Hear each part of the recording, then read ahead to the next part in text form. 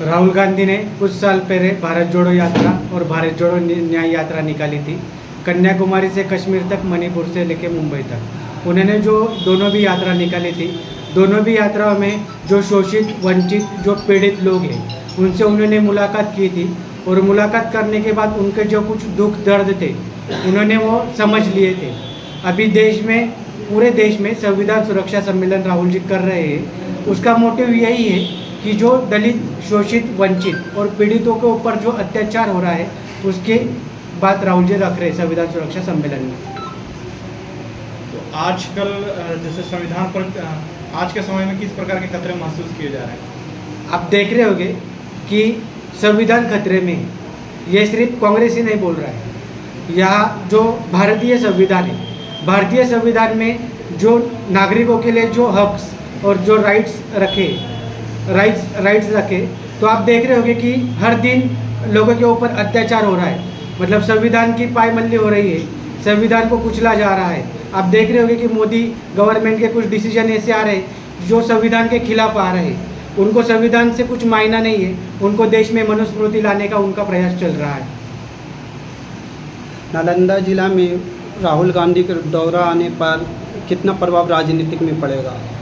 नालंदा जिला में कांग्रेस का संगठन मजबूत बनाने का हमारा प्रयास चल रहा है कुछ दिनों से। राहुल गांधी के आने से कितना प्रभाव पड़ेगा? राहुल गांधी जब नालंदा राजगीर में आएंगे तो नालंदा की ये धरती बुद्ध की शांति की भूमि है। यहाँ पे राहुल जी का जब प्रोग्राम होगा, अभी से माहौल बनना चालू होगा। यहाँ पे राहुल जी आ रहे और राजगीर में आने के बाद नालंदा जिला कांग्रेस को राहुल जी आने से एक बहुत अच्छी मजबूती प्राप्त होगी। बीजेपी की सरकार जब आई तो संविधान खतरे में होने लगी, इसका क्या रीजन है? बीजेपी की सरकार आने के बाद आप देख रहे हो कि कुछ डिसीजन बीजेपी सरकार ने वैसे लिए भी है। जो इंडियन कॉन्स्टिट्यूशन है उसके खिलाफ कुछ डिसीजन बीजेपी गवर्नमेंट में लिए भी है और लोग देख रहे भी रहे। इसलिए आप देख रहे हैं कि लोकसभा इलेक्शन में बीजेपी की सीट कम होने का यही रीज़न था, क्योंकि लोग भी समझ रहे कि इंडियन कॉन्स्टिट्यूशन को साइड लाइन किया जा रहा है और मनुस्मृति का यहाँ पे बीजेपी प्रयास कर रही लाने का। उसके वजह से भी वो मतलब संविधान खतरे में आप बोल सकते हैं। जब कांग्रेस का सरकार आएगी तो बिहार के लिए क्या, या पूरा भारत, इंडिया के लिए क्यों क्या करेंगे? आप देख रहे होंगे 70 साल कांग्रेस ने यहाँ पे राज किया। ये देश जब बना था तब यहाँ पे सुई भी नहीं बनती थी। यहाँ पे नेहरू जी ने बड़े बड़े डैम बनवाए, फिर IIT बनवाए, IIM बनवाए, बड़े बड़े इंस्टीट्यूट उन्होंने बनवाए। ये सब कांग्रेस की देन थी। पिछले 10-15 साल में आप देख रहे होंगे बीजेपी में एक भी IIT का ऐलान नहीं किया। IIM ने सिर्फ बजट में वो तरतूद मेंशन करते कि हम बनवाएंगे, लेकिन आप देखिए दरभंगा में भी उन्होंने बोला कि हम IIM बनवाएंगे या एम्स बनवाएंगे, लेकिन अब तक दरभंगा में भी एम्स का खुला नहीं है। मतलब आप देख रहे हो कि सिर्फ बिहार का इलेक्शन है, इसके वजह से उन्होंने बजट में बिहार के लिए कुछ राशि बहुत ज़्यादा दे दी कि हम ये करेंगे वो करेंगे, लेकिन बिहार में समस्या बहुत है लोगों की। यहाँ की महिला देख रहे कि 400 रुपये पेंशन मिलती विधवा महिलाओं को। कांग्रेस गवर्नमेंट आने के बाद हमने उनको 1500 रुपये देने की मांग की। अभी कांग्रेस ने कुछ दिन पहले माई बहना योजना भी लॉन्च की है, कांग्रेस और महागठबंधन की सरकार ने। तो हर माता बहन को 2500 रुपये यहाँ पे वो देंगे और उनका आत्मसम्मान और उनका मान सम्मान किया जाएगा। जब कांग्रेस की सरकार आएगी तो क्या मतलब कि बिहार में मजदूरों के लिए क्या फैक्ट्री या फिर उनको अति दे सकते हैं? आप देख रहे होंगे कर्नाटक, तेलंगाना में कांग्रेस की सरकार के वहाँ के जो गिग वर्कर्स है, गिग वर्कर्स के लिए कांग्रेस ने वहाँ पे कायदा लाया है, एक्ट लाया है। उसके हिसाब से उनको हर दिन की उनकी मजदूरी मिल रही है।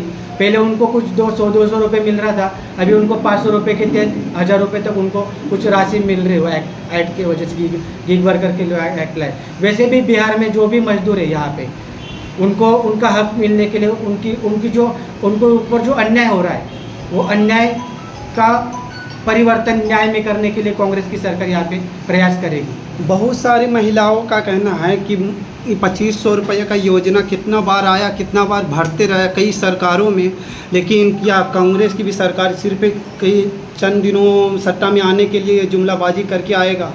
कांग्रेस सिर्फ सत्ता में आने के लिए ये कुछ नहीं कर रही। कांग्रेस की कर्नाटक में भी गवर्नमेंट है। कर्नाटक में महालक्ष्मी योजना के तहत 1500 रुपये हर महिलाओं को मिल रहे। वहाँ का जो महिला है उनको जो ट्रैवल्स करते वो भी उनको पूरा फ्री मिल रहा है। गैस सिलेंडर 500 रुपये में मिल रहा है। सेम तेलंगाना में भी कांग्रेस की सरकार है। तेलंगाना में इंदिराम्मा योजना है। इंदिराम्मा योजना से 1500 रुपये वहाँ के भी हर माता बहन को मिल रहे हैं। वहाँ पे भी गैस सिलेंडर 500 में मिल रहा है और जो बस का प्रवास है वो भी फ्री मिल रहा है। महागठबंधन की सरकार बिहार के बाजू का ही राज्य झारखंड है, वहाँ पे भी कुछ महिलाओं को पैसे मिल रहे हैं। सिर्फ कांग्रेस बोलती नहीं है कि हम सिर्फ योजना लाए, उसका ये नहीं होगा। महिलाओं में किस तरह जागरूकता करिएगा कि 2500 रुपये का महिला माई बहन योजनाओं को, क्या कि बहुत सारे महिलाओं को हम जाके ज़मीनी पर भी दिखे भरने से फॉर्म कतरा रहे हैं और उनको अलग अलग तरीक़ा से भ्रमित किया जा रहा, किस तरह जागरूकता करिएगा? अभी हम कांग्रेस की तरफ से हर गांव हर पंचायत जाके हर माँ बहन का वहाँ पे रजिस्ट्रेशन कर रहे हैं, लेकिन कुछ विरोधी पार्टियाँ है वो महिलाओं को भड़का रही है कि ये कुछ योजना काम के नहीं है। जब भी यहाँ पे गठबंधन का सरकार बनेगा, हम जितने भी महिलाओं का रजिस्ट्रेशन करेंगे आने वाले दिनों में, वो सब माता बहनों का वो फर्स्ट बेनिफिशियरी रहेंगे और उसका लाभ उनको गवर्नमेंट आने के बाद उनको मिलेगा। हम लोग को सर्वमान्य नेता माननीय राहुल गांधी जी जो हैं, वो एक बिहार में एक मैसेज देना चाहते हैं आम जनताओं के बीच में कि EBC, SC और OBC जो वंचित हैं हर चीज़ में, उनको मैं एक जा करके उनको मैं एक शक्ति प्रदान करना चाहते हैं कि आपका जो है जनगणना के हिसाब से जो हुआ है उसके हिसाब से आपको ताकत मिलना चाहिए, उसके हिसाब से आपको हक मिलना चाहिए। ये 5वां 6ठा यहाँ राहुल जी का हमारे नेता का कार्यक्रम है, या सिर्फ जागृत करने का जो सूते हुए हैं उनको हक नहीं मिल रहा, वो हक दिलाने के लिए ही राहुल गांधी जी आ रहे हैं EBC के मीटिंग करने के लिए। नालंदा जैसे जदयू के गढ़ में कांग्रेस की रणनीति क्या है और राहुल गांधी का दौरा इसमें कैसे मदद करेगा? ये आप जानते होंगे, आप पत्रकार बंधु हैं, चैनल बंधु हैं, 2 मंत्री उनको कहना पड़ रहा है कि गंगा जल से स्नान करेंगे, कोई कह रहे हैं कि कुछ अंतर नहीं पड़ेगा। जब वह बिहार में 3 गो 4 गो दौरा किया, ये 5वां 6ठा दौरा है, उनको समझ में आ गया है कि मेरा वोट जो OBC या OBC का था, EBC का, वो कहाँ जा रहा है, कांग्रेस के पास जा रहा है कि इंडिया गठबंधन के पास जा रहा है। वो दोनों मंत्री का बयान यहाँ का दर्शाता है कि उनका कितना गड़बड़ाहट हो, आदरणीय राहुल जी से कितना गड़बड़ाहट हो गया इंडिया के नेताओं को। अति पिछड़ा सम्मेलन करके इसमें एकजुट करने का वोट बैंक का राजनीतिक तो नहीं कर रहे हैं? नहीं, राजनीतिक नहीं, उनके हक दिलाना चाहते हैं। ये खास बिहार में नहीं, मेरे आदरणीय जो नेता है राहुल गांधी जी, ये पूरे भारत वर्ष में ऐसा मतलब लोगों को मतलब जागरूक करना चाहिए। बिहार की बात नहीं है, बिहार में अभी चुनाव का कुछ मौसम है, इसीलिए आप लोग कह रहे हैं कि ऐसा बात है, लेकिन नहीं, पूरे देश में घूर घूर कर यह मैसेज देना चाहते हैं राहुल गांधी जी। इतने बड़े आयोजन के लिए प्रशासनिक अनुमति और सुरक्षा प्रबंध किस स्तर पर किए गए हैं? वो हो गया, अभी हम लोग आए हैं जिला ऑफिस से, SP ऑफिस से, सब कुछ हम लोग अनुमति ले रहे हैं, हेलीकॉप्टर हेलीपैड वगैरह का सारी चीज़ हो गया है, मतलब चल रहा है। नालंदा कांग्रेस कमेटी का किस प्रकार से तैयारी है मेरी कि हम जो राहुल जी का जो ये कार्यक्रम है EBC और अति पिछड़ा वर्ग का जो वहाँ सम्मेलन होना है, राहुल गांधी जी जो संबोधित करेंगे, उसके लिए कांग्रेस कमेटी कल बैठक की है यहाँ कांग्रेस ऑफिस में, फिर एक राजगीर में बैठक हुई है, फिर अभी हम लोग जा कर के इसके लिए गांव घूलेंगे, प्रखंड घूलेंगे। EBC के लोगों को हम लोग नाम इकट्ठा कर रहे हैं, गांव का इकट्ठा कर रहे हैं कि EBC के लोग जितना अधिक से अधिक उस सम्मेलन में जाएं। अच्छा, एक अहम सवाल, अभी बिहार के राजगीर में ही ये दौरा क्यों चुना गया है? कि राजगीर में चुना नहीं गया है, ऐसा नहीं है, वो मतलब कि बिहार शरीफ में भी वो कार्यक्रम मतलब था कि बिहार शरीफ या राजगीर में, नालंदा जिला में होना चाहिए, तो इसलिए थोड़ा सा सुरक्षा के हिसाब से या जो भी है उस हिसाब से वहाँ राजगीर में रखा गया है। हो सकता है राहुल जी का बिहार शरीफ में भी कार्यक्रम हो जाए।